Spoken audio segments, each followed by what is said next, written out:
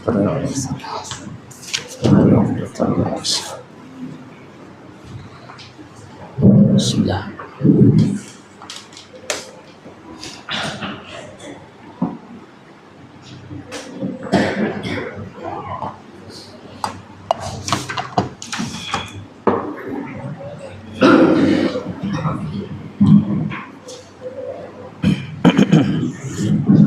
Tes.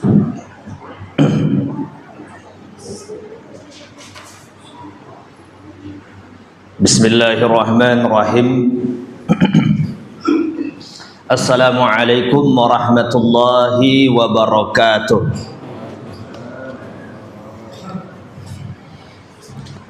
Alhamdulillahilladzi bi ni'matihi tatimmus shalihat. Asyhadu an la ilaha illallah wahdahu la syarikalah wa asyhadu anna Muhammadan abduhu wa rasuluhu la nabiyya ba'da. Allahumma salli wa sallim ala nabiyyina Muhammadin wa ala alihi wa sahbihi ajma'in. Qala Allah ta'ala ya ayyuhalladzina amanu taqullaha haqqa tuqatihi wa la tamutunna illa wa antum muslimun, amma ba'd. Para jamaah yang dirahmati Allah, alhamdulillah kembali kita bermajlis melanjutkan kajian rutin pembahasan ringkas dari surah Al-Baqarah. Pada malam hari ini kita akan masuk ayat yang ke-6, sekaligus juga insyaallah akan juga kita bahas ayat yang ke-7. Para jamaah yang dirahmati Allah, Al-Baqarah ayat yang ke-6 dan yang ke-7 ini adalah dua ayat yang berbicara secara khusus tentang golongan yang kedua yang Allah sebutkan di awal-awal dari surah Al-Baqarah.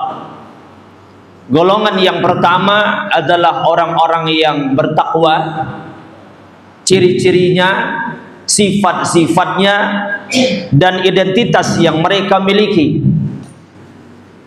Kelompok atau golongan yang kedua yang Allah sebutkan di awal surah Al-Baqarah ini adalah kelompok atau golongan orang-orang kafirun beserta sifat dan karakter-karakter mereka. Pada ayat yang ke-6 Allah Subhanahu wa taala berfirman, innal ladzina kafaru sawa'un 'alaihim a'anzartahum am lam tunzirhum la yu'minun. Sesungguhnya orang-orang yang kafir sama saja bagi mereka. Orang-orang yang kafir itu sama saja bagi mereka. Engkau wahai Rasul memberikan peringatan kepada mereka ataupun engkau tidak memberikan peringatan kepada mereka, la yu'minuna, mereka tetap tidak akan beriman. Mereka itu tetap tidak akan beriman. Para jamaah yang dirahmati Allah, Allah Subhanahu wa taala pada ayat ini menegaskan dengan kalimat innal ladzina kafaru, sesungguhnya orang-orang yang kafir. Kata ulama tafsir, yang dimaksudkan dengan orang-orang kafir di situ adalah musyrikil Arab, yaitu orang-orang musyrik dari kalangan orang-orang Arab. Karena memang ayat ini turun kepada mereka pertama sekali, ya, kepada orang-orang musyrik, kepada orang-orang kafir Arab. Dan Allah Subhanahu wa taala tegaskan mereka adalah orang-orang yang kafir. Berkata Al-Imam Al-Kalbi rahimahullahu ta'ala, beliau mengatakan makna dari orang-orang kafir pada ayat ini adalah al-Yahud, yaitu orang-orang Yahudi. Sebagian lagi mengatakan mereka adalah orang-orang Yahudi dan juga orang-orang Nasrani. Tapi siapapun yang dimaksudkan dengan orang kafir di sini, maka jelas mereka adalah orang-orang yang membangkang, mereka-mereka yang tidak beragama Islam, mereka-mereka yang tidak menerima dakwah Rasul, mereka-mereka yang menolak apa yang didakwahkan oleh Rasul sallallahu alaihi wasallam. Secara umum mereka lah yang dimaksudkan dengan orang-orang kafirun. Kemudian para jamaah bicara tentang kafir, para ulama mengatakan al-kufru huwa al-juhud. Kafir itu adalah sebuah kata yang sering digunakan atau sering dipakai dengan kata-kata al-kufru. Kafir, al-kufru, sebuah kekufuran, sebuah kekafiran, ya, yang hakikat daripada al-kufru itu adalah al-juhud, yaitu pembangkangan. Ketika seseorang membangkang terhadap syariat, maka dia adalah merupakan kata yang disebut dengan al-kufru, yaitu sebuah kekafiran atau kekufuran. Secara bahasa, kata-kata kufur itu artinya adalah menutup. Itu secara bahasa, ya, makna dari al-kufru. Ya, sehingga kadang-kadang para jamaah, segala sesuatu dalam bahasa Arab yang sifatnya menutup, maka bahasa kafir itu dipakai. Bahasa al-kufru ataupun kafir itu digunakan. Seperti misalnya malam. Malam itu bahasa lainnya bisa disebut dengan kafirun atau kafiran. Sesuatu yang kafir secara bahasa. Kenapa malam itu dikatakan kafir? Karena malam itu menutup segala sesuatu yang nampak pada siang hari. Begitu datang malam, maka kegelapannya itu menutup semua hal yang ada di permukaan bumi, sehingga sesuatu yang awalnya jelas jadi tidak jelas, sesuatu yang awalnya nampak jadi tidak nampak. Kenapa? Karena sudah tertutupi oleh malam. Maka al-lail, malam, bisa disebut dengan kafiran secara bahasa. Atau juga az-zira', perkebunan, persawahan, ya, kadang juga disebut dengan istilah kafir. Kenapa disebut juga dengan istilah kafir perkebunan, persawahan? Karena perkebunan dan persawahan itu pada intinya biasanya menanam bibit-bibit berbentuk biji-bijian, ya, berbentuk biji-bijian. Lalu bijian-bijian ini ditanam di dalam tanah, lalu setelah itu ditutup. Setelah itu ditutup, ya. Dan itu kebiasaan memang praktek dalam bercocok tanam. Ketika yang ditanam itu adalah biji-bijian, setelah ditanam lalu ditutup. Maka az-zira', pertanian, perkebunan, kadang-kadang juga diistilahkan dengan kafir karena dia menutup bibit-bibit yang ada di dalam tanah, ya. Atau juga para jamaah yang dirahmati Allah, as-sihab, yaitu awan. Awan pun juga kadang diistilahkan dengan kafir. Kenapa? Karena sifat awan itu menutup cahaya matahari. Sehingga kalau awan, apalagi awannya tebal, awannya hitam, lalu begitu dia datang, begitu dia lewat, dia berkumpul di satu daerah, dia menutupi cahaya-cahaya matahari sehingga cahaya matahari tidak nampak, ya. Dan dia juga kadang diistilahkan dengan kafiran. As-sihab kafiran, awan itu kafir, artinya awan itu menutupi cahaya-cahaya yang ada di langit, ya. Atau mungkin juga yang lain, para jamaah yang dirahmati Allah, segala sesuatu yang bisa mungkin diistilahkan dengan kafiran, yang dia menutup, bahkan Dalam bahasa kita sehari-hari pun kadang-kadang tanpa kita sadari kita sudah menggunakan kata-kata istilah kafir diganti dengan kata cover. Jadi ada buku, ada sampul. Ada buku, ada sampulnya. Sampulnya disebut dengan cover. Itu asalnya kafir. Bahasa Inggris diambil dari bahasa Arab. Ya, lalu disebut dengan cover karena dia menutupi isi dari buku tersebut, ditutup. Nah, ini ditutup. Kalau dibuka berarti dia telanjang. Kitabnya, bukunya tidak punya cover. Ya, biasanya juga ada tas yang besar disebut dengan koper, ya kan? Koper. Ya, koper. Ya. Disebut dengan koper, ya diambil juga dengan bahasa kafir karena dia menutupi barang-barang yang ada di dalamnya. Ya kalau barang-barang terbuka, ya bukan tas namanya, bukan koper namanya, ya. Atau mungkin juga kepar. Kepar, penjaga gawang. Kenapa disebut dengan kepar? Karena menutupi gawang, ngaliki gawang, sehingga bola payah nak masuk. Ya, para jamaah yang dirahmati Allah Subhanahu wa taala. Maka orang-orang yang membangkang terhadap Al-Qur'an, orang-orang yang membangkang terhadap syariat dan wahyu Allah Subhanahu wa taala, itu disebut dengan kafir. Kenapa disebut dengan kafir?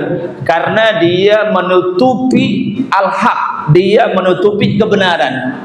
Dengan apa dia menutupi kebenaran? Dengan pembangkangan dia kepada Allah, dengan penolakan dia kepada Allah Subhanahu wa taala, sehingga dia dikatakan kafir.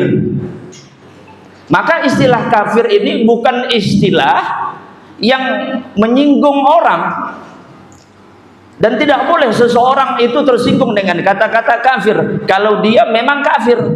Orang-orang di luar Islam, orang-orang non-muslim, kalau dikatakan kafir jangan tersinggung, karena itulah bahasa yang paling tepat untuk membahasakan dia, orang yang tidak menerima Al-Quran, orang yang tidak menerima wahyu Allah, orang yang tidak membuka diri untuk menerima syariat Allah Subhanahu wa taala.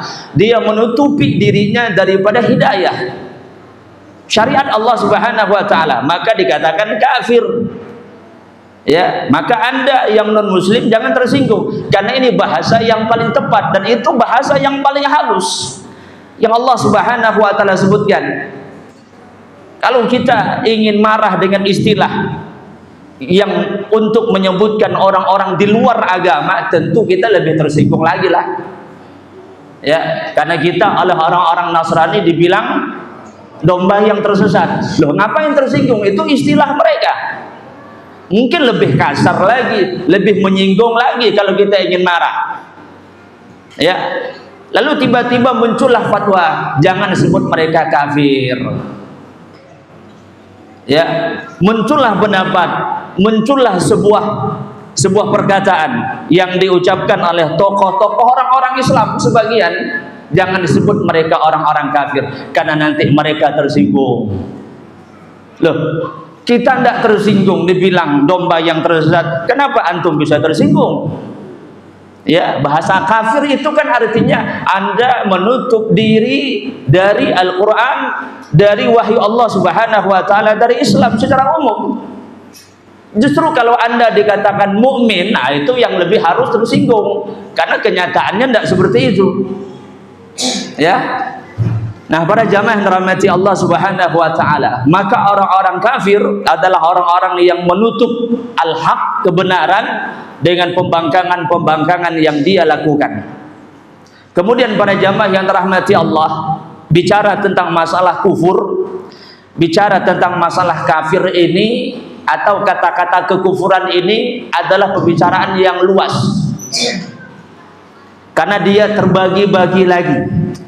Kalau kita ingin bahas dari awal sampai akhir, dan itu perlu pembahasan secara khusus yang berkaitan dengan ilmu akidah, ilmu tauhid. Ya, kitab-kitab akidah, kitab-kitab tauhid telah disusun oleh para ulama. Karena nilai kekufuran ini macam-macam. Dan di sini akan kita sebutkan 4 saja sebagai gambaran kecil bahwasanya kekufuran itu bentuknya banyak. Bahkan kalau seandainya mau disebutkan semua, ada sebuah kitab bagus, Qaulul Mufid, yang disusun oleh Syekh Muhammad bin Abdul Wahhab Al-Washabi rahimahullahu taala. Beliau menyebutkan bahwasanya kufur itu ada 2 macam. Ada kufur yang kecil, ada kufur yang besar. Ada kufur yang kecil, ada kufur yang besar. Kalau dia kufur yang kecil, tidak menyebabkan keluar dari agama Islam. Dia masih muslim, tapi dia berkurang nilai-nilai keimanannya, dan bisa disebut sebagai kufur. Dan juga bisa disebut sebagai bahasa pengingkaran ataupun kekufuran. Seperti seorang istri yang mengingkari kebaikan suaminya, nah, itu bisa disebut dengan kufur, ya. Atau memecah belah ukhuwah Islamiyah bisa juga disebut sebagai kufur. Atau dia tidak bersyukur dengan nikmat Allah, bisa juga dikatakan kufur, tapi kufur kecil, kufur yang tidak menyebabkan keluar dari agama Islam. Tapi ada nilai kekafiran, ada nilai kekufuran yang besar, yang konsekuensinya bisa mengeluarkan dari agama Islam. Apa saja itu bentuknya? Beliau sebutkan sampai 16 bentuk kekufuran yang bisa menyebabkan orang keluar dari agama Islam, dan itu termasuk kufur yang besar. Ada 16. Ya banyak kan? 16 tuh. 1, 2 sampai akhir. Masing-masing dengan penjelasannya. Ya, tapi yang kita sebutkan di sini ada 4 bentuk kekufuran itu. Pertama adalah kufur ingkar. Yang kedua adalah kufur juhud. Yang ketiga adalah kufur inad. Dan yang keempat adalah kufur nifaq. Ya, ada kufur ingkar, ada kufur juhud, ada kufur inad, ada juga kufur nifaq. Ya, dan penjelasan ini saya ambil dari tafsir Al-Baghawi rahimahullahu taala ketika beliau menjelaskan ayat tersebut, ayat yang ke-6 dari surah Al-Baqarah tentang masalah kufur. Ya, karena ayat yang ke-6 dan ayat yang ke-7 ini saya coba ambil di beberapa kitab tafsir ulama dan coba kita ringkas. Di antaranya tafsir Al-Baghawi, tafsir Al-Wasit oleh Al-Imam atau Syekh Tantawi, termasuk juga tafsir At-Tabari. Ya, lalu kita gabungkan dan kita ambil beberapa faedah dalam tafsir-tafsir tersebut. Maka beliau mengatakan, apa yang dimaksudkan dengan kufur ingkar? Kufur ingkar itu adalah orang-orang yang mengetahui, orang-orang yang tidak mengetahui. Orang-orang yang tidak mengetahui Allah Subhanahu wa taala secara asal. Orang yang tidak faham tentang Allah, orang yang tidak mengetahui tentang Allah Subhanahu wa taala secara asal, dan dia pun orang tersebut tidak mengakui atau tidak melapangkan dadanya untuk iman kepada Allah Subhanahu wa taala. Itu namanya kufur ingkar. Orang yang tidak memahami tentang Allah, orang yang tidak memahami tentang Islam, atau secara dasar, secara usul, orang yang tidak memahami tentang Rabbul, tentang Rabb, yaitu Allah Subhanahu wa taala. Dan dia pun juga tidak mengakuinya bahwasanya Allah itu sebagai Rabb dia. Ya. Maka ini disebut dengan kufur ingkar. Dan dia tidak berusaha untuk mempelajari, mengetahui hal yang berkaitan dengan Allah Subhanahu wa taala. Masuk dia kategori itu, kufur keingkaran. Yang kedua, ringkasnya ada kufur juhud. Apa yang dimaksudkan dengan kufur juhud itu? Ayya'rifallaha ta'ala biqalbihi wa la yuqirru bilisanihi, yaitu orang-orang yang mengetahui tentang Allah memahami tentang Allah Subhanahu wa taala, tapi dia tidak menetapkan dengan lisannya. Dia tidak ucapkan dengan lisannya. Dia tidak ikrarkan dengan lisannya. Karena iman itu tidak hanya sekedar keyakinan. Iman itu tidak hanya sekedar mengetahui, tapi juga harus betul-betul bagaimana diucapkan dengan lisan, diamalkan dalam perbuatan, ya, dengan jawarih, dipraktikkan dalam kehidupan sehari-hari. Ya, itu makna daripada iman. Tapi orang-orang yang tidak mengikrarkan dengan lisan, walaupun mungkin dia tahu tentang Allah dalam hatinya, maka dia kufur. Kufur juhud namanya. Seperti apa? Seperti iblis, ya, atau seperti orang-orang Yahudi. Karena orang-orang Yahudi itu tahu tentang Allah. Mereka orang-orang Yahudi tahu tentang syariat yang dibawa oleh Rasul adalah al-haq, benar. Dan begitu sangat mereka memahami tentang Rasulullah sallallahu alaihi wasallam. Mereka sangat tahu itu. Bahkan kata Allah, tahunya mereka tentang Rasulullah melebihi tahunya mereka terhadap anak mereka sendiri. Tapi tidak mereka ikrarkan dengan lisan mereka. Mereka tinggalkan itu, maka dia kufur. Ya, dan Allah Subhanahu wa taala sebutkan dalam surah Al-Baqarah, "Falamma ja'ahum ma 'arafu kafaru bih." Pada saat telah datang kepada mereka sesuatu yang mereka fahami, sesuatu yang mereka ketahui. Tapi sesuatu yang mereka fahami itu, sesuatu yang mereka ketahui itu adalah sesuatu yang juga mereka ingkari. Ya, jadi bagaimana mereka memahami sesuatu tapi mereka mengingkari sesuatu yang sudah mereka fahami. Padahal mereka faham itu adalah hak dan benar, tapi mereka ingkari waktu itu juga. Para jamaah, kira-kira apa penyebab orang-orang yang mengingkari sesuatu, yang sesuatu itu dia tahu benar, tapi saat itu dia ingkari juga? Apa sebabnya? Sebabnya tidak lain, bisa hasad, bisa kesombongan. Bisa hasad, bisa sombong. Iblis itu kan tahu apa yang diperintahkan oleh Allah Subhanahu wa taala itu sesuatu yang hak. Ketika Allah perintahkan untuk sujud kepada Adam, dia tahu itu adalah al-haq dan kebenaran, tapi dia tolak. Aba wastakbar wa kana minal kafirin. Lalu dia enggan dan sombong, dan dia termasuk orang-orang yang kafir, orang yang mempraktikkan nilai-nilai kekufuran. Ya, baik. Yang ketiga, para jamaah, ada yang disebut dengan kufur inad. Apa yang dimaksudkan dengan kufur inad? Yaitu seseorang yang mengetahui tentang Allah Subhanahu wa taala dengan hatinya. Dia tahu tentang Allah dengan hatinya, dan dia juga mengakui dengan lisannya itu tentang Allah, bahwasanya Allah itu adalah Rabb dia, Tuhan dia, sesembahan dia. Ya. Tetapi dia tidak menerima, dengan hatinya dia tidak menerima. Dia tahu, dia mungkin juga telah mengucapkan, tapi dalam hatinya tidak menerima. Ya, memang ada orang yang demikian. Ada. Hatinya ini tidak menerima. Tahu, mengucapkan, tapi hatinya tidak terima. Dan latar belakangnya banyak. Latar belakangnya, salah satunya adalah karena mengikuti hawa nafsu, atau karena khawatir dan takut. Sama seperti orang mengikuti sunnah.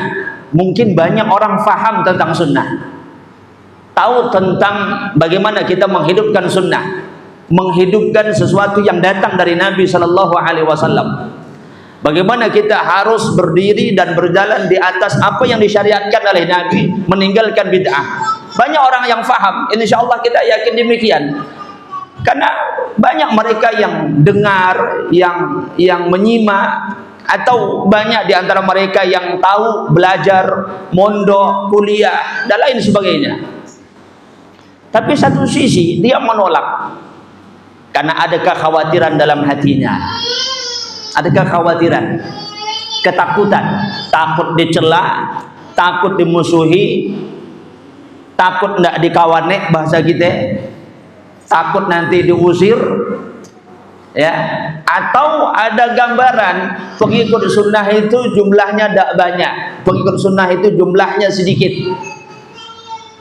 Lalu ketika dia ingin melangkah ke arah sunnah, dia khawatir, ya, takut nanti kalau aku mati dan dikuburkan oleh orang, takut nanti orang-orang memusuhi aku, khawatir dia. Itulah yang dikhawatirkan oleh Abu Talib. Para jamaah, Abu Talib itu mengetahui kebenaran, dia ucapkan dengan lisan dia, tapi dia tidak bisa terima dengan hati dia. Ya, itu yang menyebabkan dia kufur. Ada ungkapan dari paman Nabi Shallallahu Alaihi Wasallam Abu Talib, ketika beliau mengatakan, ya, apa katanya? Walaqad alimtu bi anna dina Muhammadin min khairin adyanil bariyah dinan. Sungguh, kata dia, aku telah mengetahui, aku itu telah mengetahui bahwasanya agama Muhammad, agama Rasul Sallallahu Alaihi Wasallam itu adalah sebaik-baik agama untuk manusia. Sebaik-baik agama, tidak ada agama yang lain yang paling baik kecuali agama yang diajarkan, yang didakwahkan oleh Rasul.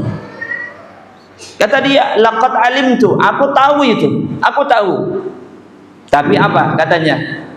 Ya, kata dia, laula malamah au hidaril masabbah, kalau bukan karena seandainya aku khawatir dengan celaan, khawatir dengan makian, khawatir dengan berbagai macam permusuhan, nanti takut terhadap orang-orang yang biasa mencela, khawatir, ya, kata dia, la wajadtani samhan bidzalika mubinan, maka niscaya engkau akan mendapatkan aku untuk menerima apa yang didakwahkan oleh Rasul yang merupakan agama yang terang dan jelas.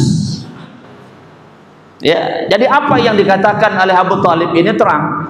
Apa yang menyebabkan dia tidak mengikuti apa yang diajarkan oleh Rasul, yang didakwahkan oleh Rasul? Karena kekhawatiran, takut ditinggalkan oleh kaumnya, takut dicela, takut nanti kalau seandainya mati tidak lagi dikenang.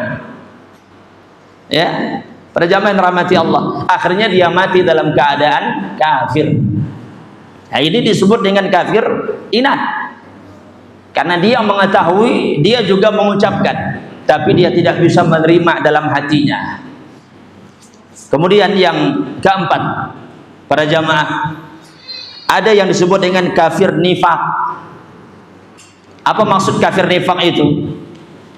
Adalah mereka-mereka yang telah mengikrarkan keimanan itu dengan lisannya, ya, mengikrarkan dengan lisannya kata-kata iman, kata-kata sunnah, kata-kata bagaimana kami mengikuti Allah dan Rasulnya, bagaimana kami ini umatnya Nabi Muhammad.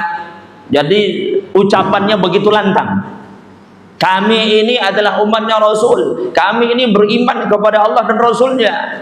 Seolah-olah kata-kata dia itu adalah kata-kata yang paling tinggi untuk menunjukkan nilai iman. Tapi apa yang terjadi? Wala ya'taqidu bil qalbi, tapi mereka tidak yakinkan dalam hati, apalagi nak ngamalkannya. Kalaupun mengamalkan itu sebuah kamuflase, sebuah kepalsuan, hanya untuk menipu orang. Ya, karena dia memiliki dua wajah, wajah kekufuran saat yang lain, wajah keimanan saat yang lain. Hakikatnya dia itu kufur, tapi dia sembunyikan kekufurannya dan dia nampakkan nilai seperti iman. Ini kufur nifak, ya, atau bahasa lain adalah nifak i'tiqadi, nifak keyakinan. Dan mereka yang jenis inilah yang Allah sebutkan dalam Al-Quran, mereka itu akan dicampakkan dalam api neraka, dan mereka di bawah neraka yang paling bawah, di keraknya neraka Jahannam, lebih bawah dibandingkan dengan Yahudi dan Nasrani. Ya, ini kufur kenifakan pada jamaah. Apa kata Imam Al-Baghawi? Semua jenis kekufuran ini sama. Baik kufur ingkar, kufur juhud, kufur inad, kufur nifak, semuanya ini sama. Apanya yang sama? Kalau dia mati tidak sempat bertaubat kepada Allah, tidak sempat kembali kepada Allah Subhanahu wa taala, meninggalkan nilai-nilai kekufurannya yang besar itu, maka dia tidak akan diampunkan oleh Allah Subhanahu wa taala. Dan dia masuk dalam firman Allah, innallaha la yaghfiru an yushraka bih wa yaghfiru ma duna dzalika liman yasha. Allah Subhanahu wa taala tidak akan mengampunkan dosa kesyirikan, tapi Allah akan mengampunkan dosa selain daripada dosa kesyirikan bagi siapa yang Allah kehendaki. Apakah hanya dosa syirik saja yang tidak diampunkan oleh Allah ketika dia mati belum sempat taubat dari syirik? Tidak. Kata ulama ada 3. Pertama musyrik, yang kedua kafir, yang ketiga munafik. Munafik i'tiqadi. Ya, apabila mati dan tidak sempat bertaubat, maka dia tidak akan mendapatkan ampunan dari Allah Subhanahu wa taala.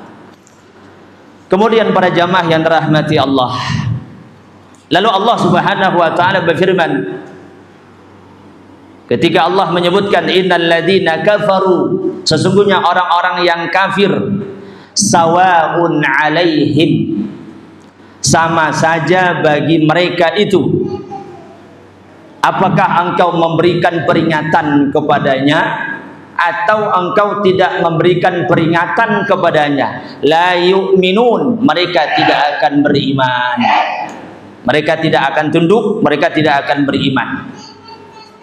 Ya, Allah katakan sawaun alaihim, sama saja. Kata Al-Imam Al-Baghawi, maksudnya adalah bahwasanya kondisi mereka itu sama saja, dikasih tahu atau tidak dikasih tahu, diberikan peringatan atau tidak diberikan peringatan.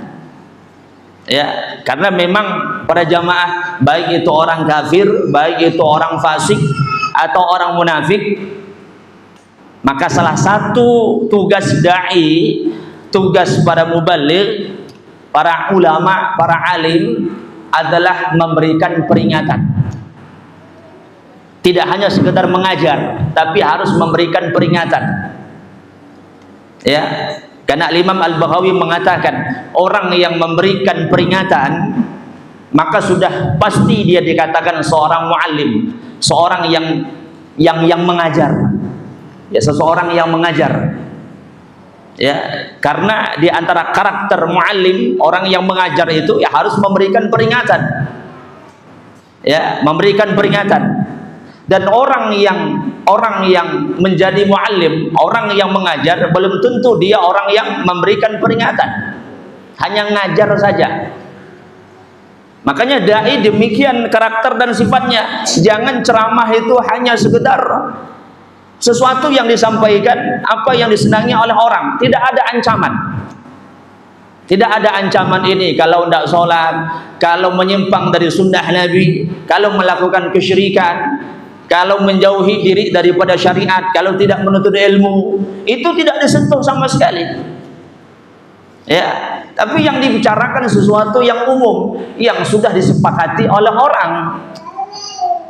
Ya, tanpa diperingatkan pun orang faham. Tapi ada sesuatu yang rinci-rincian yang orang itu perlu faham dan perlu tahu untuk disampaikan. Lalu disampaikan peringatannya, ancamannya kalau dilakukan.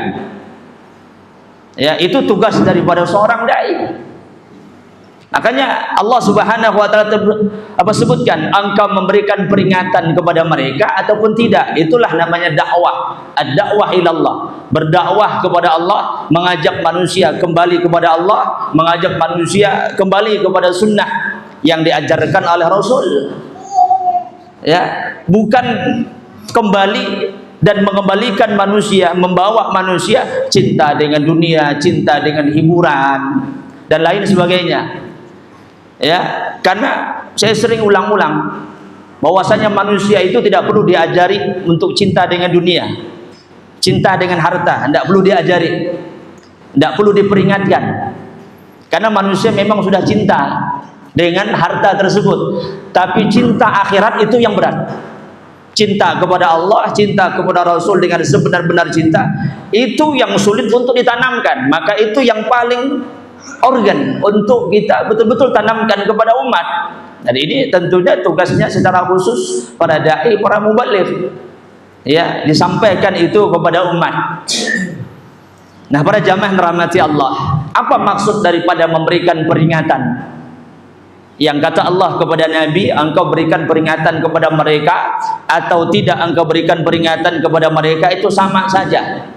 Memberikan peringatan itu maksudnya, para jamaah rahmati Allah, mengiklankan, ya, kata Imam Al-Baghawi, i'lamu ma'at takhwif, mengiklankan sesuatu, menyampaikan sesuatu, yang sesuatu yang disampaikan itu disertai dengan menakut-nakuti.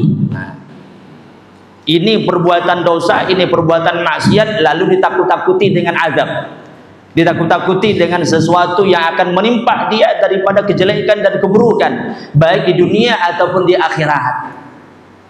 Dan perlu itu. Makanya Al-Quran kadang bicara tentang janji yang berkaitan dengan nikmat-nikmat. Kalau beramal soleh, ini pahalanya. Kalau melakukan ini kebaikan yang akan dia peroleh. Tapi Al-Quran tidak hanya bicara itu. Al-Quran juga bicara kalau melakukan syirik, ini akibatnya. Kalau menyimpang dari apa yang diajarkan oleh Nabi, ini akibatnya. Dua-duanya harus disampaikan. Ya. Jangan condong dan lebih dominan salah satunya, itu namanya timpang. Ya, istilah ulama ada wa'id, ada wa'ad.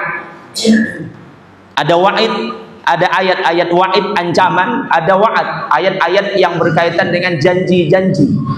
Nah, dua-duanya harus disampaikan. Kalau timpang, kalau salah satunya lebih dominan, bahaya.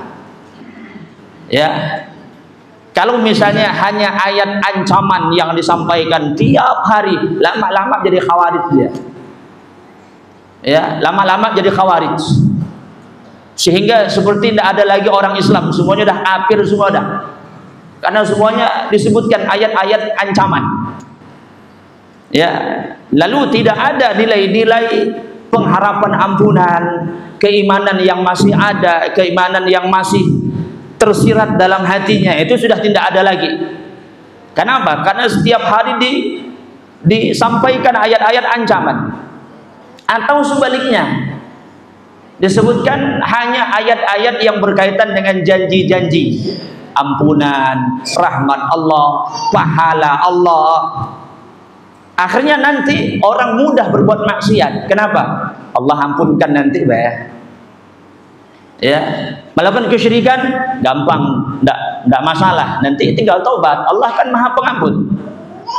Mudah jadinya orang berbuat maksiat, ya, akhirnya timpang. Maka yang benar disampaikan dua-duanya, ya, diberikan penjelasan kepada manusia. Nah, para jamaah yang dirahmati Allah Subhanahu wa taala, lalu Allah Subhanahu wa taala berfirman pada ayat yang ke-7, ya, ayat yang ke-7, khatamallahu ala qulubihim wa ala sam'ihim wa ala absarihim khishawatun wa lahum adzabun azim. Kata Allah Subhanahu wa taala, Allah telah mengunci hati dan pendengaran mereka, penglihatan mereka yang telah tertutup, dan mereka akan mendapatkan azab yang berat. Kata Allah Subhanahu wa taala, khatamallahu ala qulubihim wa ala sam'ihim. Allah telah menutup hati mereka atau mengunci hati mereka, dan juga pendengaran dan penglihatan mereka. Wa ala absarihim. Allah tutup, Allah kunci. Apa makna dari khatamallah? Allah mengunci. Kata ulama, maksud dari Allah mengunci di situ adalah taba'allahu. Allah Subhanahu wa taala taba', Toba itu secara bahasa artinya mencetak. Mencetak, kalau ada buku dicetak. Kalau ada sesuatu dibuat, dicetak. Itu toba. Ya. Apa yang dimaksudkan dengan toba Allah? Allah mencetak mereka. Ya, namanya mencetak itu sudah jadi, sudah paten. Dia sesuatu yang sudah paten. Memang gayanya memang seperti itu, tidak bisa lagi dirubah-rubah. Sudah dicetak, tidak boleh dirubah, ada hak ciptanya. Merubah dikena pidana dan sanksi. Kenapa? Sudah dicetak secara permanen. Orang-orang kafir itu sudah dicetak oleh Allah secara permanen. Itu yang menyebabkan, dan paling besar sebabnya, mereka tidak beriman. Dikasih tahu, tidak dikasih tahu, sama aja. Karena sudah dicetak oleh Allah jadi kafir. Sesuai dengan kehendak Allah Subhanahu wa taala dan hikmahnya.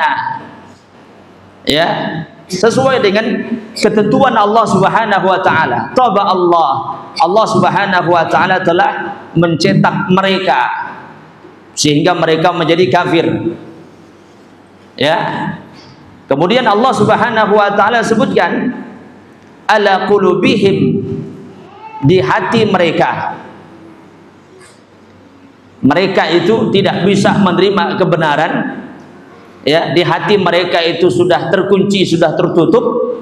Kata ulama, dia tidak bisa menerima kebenaran, apalagi memahami kebenaran. Itu sulit pada jamaah. Dan kita mengkhawatirkan diri kita. Jangan kita baca ayat ini lalu kita merasa aman. Itu ayat khusus untuk orang-orang kafir. Ya, itu ayat untuk orang-orang kafir yang punya karakternya seperti itu. Tapi walaupun itu ayat bicara tentang orang kafir, tapi sangat mungkin sifatnya menjangkiti orang-orang mukmin, orang-orang Islam, dan sangat mungkin menjangkiti kita. Dan itu sesuatu yang ma'ruf. Berapa banyak karakter, kebiasaan, gaya dari orang kafir diikuti oleh umat Islam? Kan banyak. Gayanya, gaya berpakaian, gaya pergaulan, gaya menjalankan syariat, menjalankan agama, gaya mereka dalam berpikir diikuti oleh orang-orang muslim. Kan banyak. Dan itu sudah disebutkan oleh Nabi, la tattabi'unna sunnana man kana qablakum. Kalian akan betul-betul mengikuti orang-orang sebelum kalian, al-yahud wa nasara. Ya, sangat mungkin. Karena itu kita tidak boleh merasa aman. Ya, memang mungkin kita memahami ilmu, mengamalkan sunnah, tapi kadang-kadang ada 1, 2, 3 dalil syariat sunnah yang diajarkan oleh Nabi kita tolak dengan alasan apa? Alasan kita macam-macam alasan. Ya dah. Ya, ada syariat wanita berjilbab, kewajiban dari Al-Quran ditetapkan dalam syariat. Ya, dia sholat 5 waktu segala macam, dia bersedekah, dia berinfak, tapi ayat itu, dalil itu, petunjuk itu dia tolak, dia tinggalkan dengan alasan, ya karena aku udah nikah. Kalau dulu masih dare masih bisa lah, udah nikah itu daan, karena saya ketemu orang macam dia. Ya, waktu dia masih dare, masih gadis, masya Allah jilbabnya. Begitu nikah lepas jilbabnya. Ditanya kenapa? Karena saya udah punya suami. Udah punya suami. Jadi itu tanggung jawab suami nanti. Allah. Jadi semenjak kapan berubah syariat gara-gara belaki dengan daan belaki? Ya, dah kawin dengan yang belum kawin. Ya, syariat akan tetap terus berjalan, tidak akan gugur kecuali ada hal-hal yang memang ditetapkan oleh syariat, diringankan atau diberikan rukhsah, baru gugur. Tapi itu berdasarkan dalil, bukan berdasarkan logika pendapat. Ya, nah para jamaah rahmati Allah Subhanahu wa taala. Jadi Allah Subhanahu wa taala menutup hati-hati mereka. Ya, mereka tidak menerima kebenaran dan mereka tidak bisa memahami kebenaran tersebut. Baik. Lalu para jamaah kita bersingkat, Al-Imam Al-Baghawi rahimahullahu ta'ala menegaskan kembali hal yang berkaitan dengan khatamallahu ala qulubihim. Kata beliau, haqiqatul khatami, hakikat daripada khatam itu, hakikat daripada khatam menutup atau mengunci adalah yaitu menguatkan sesuatu, mengokohkan sesuatu. Bagaimana sesuatu ini kokoh, bagaimana sesuatu itu terikat, sehingga dengan terikatnya yang di luar tidak bisa masuk ke dalam, yang di dalam tidak bisa keluar. Ya, yang di luar tidak bisa masuk ke dalam, yang di dalam tidak bisa keluar. Itu namanya khatam. Sebagaimana yang kita pahami secara umum lah. Kalau pintu terkunci, pintu sudah terkunci, yang di luar bisa tidak masuk ke dalam? Tidak bisa. Yang di dalam bisa tidak keluar? Tidak bisa. Hati orang kafir itu sudah terkunci mati. Ya, sehingga hidayah dari luar tidak bisa masuk. Dan kekufuran yang ada di dalam tidak bisa hilang, tidak bisa keluar. Ya, tetap begitulah dia, karena sudah dikunci. Dan pemegang kuncinya adalah Allah Subhanahu wa taala. Ya.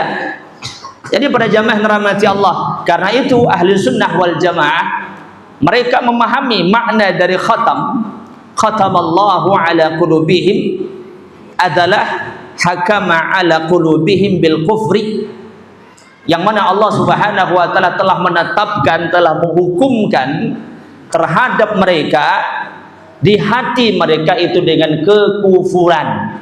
Jadi cetakannya memang sudah demikian. Ya, sudah ditetapkan oleh Allah Subhanahu wa taala. Dan Allah Subhanahu wa taala telah menetapkan itu semenjak dahulu.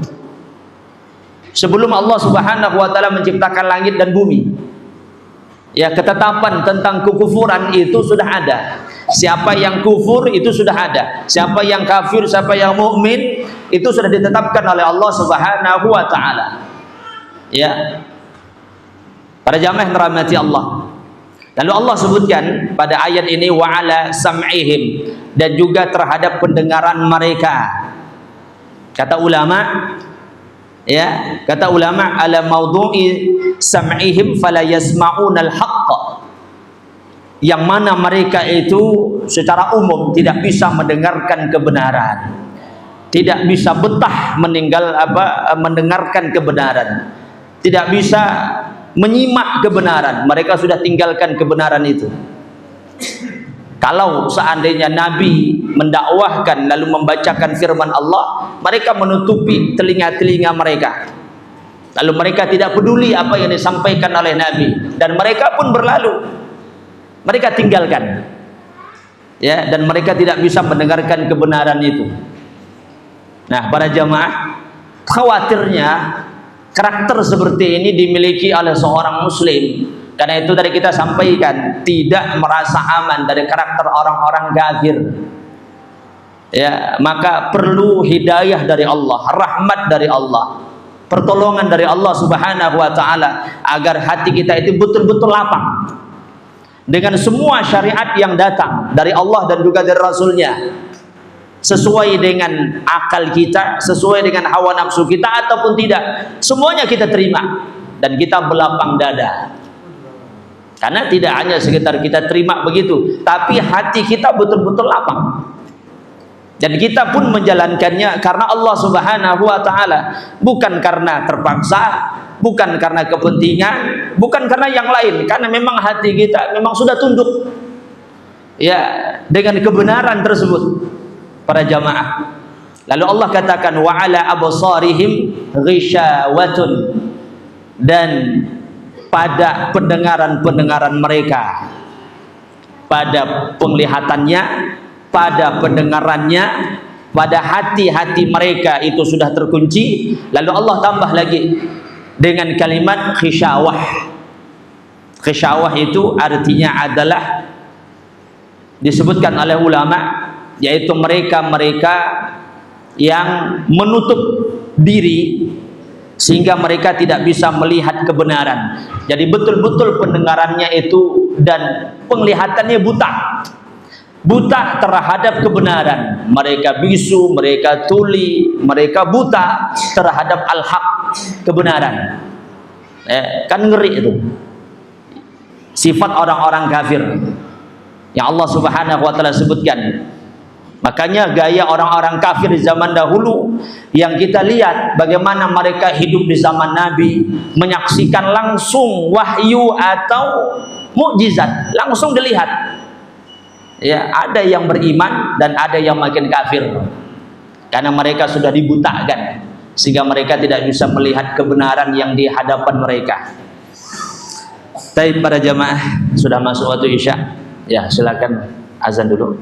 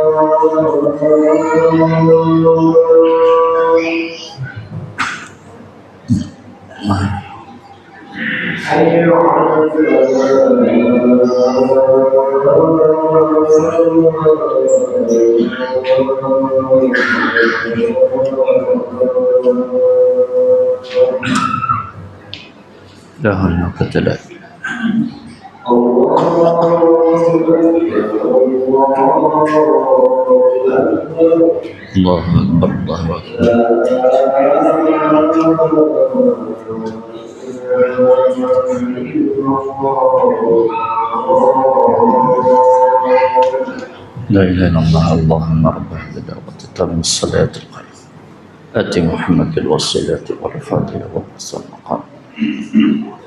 Para jamaah yang dirahmati Allah, bagian akhir yang kita bahas pada malam hari ini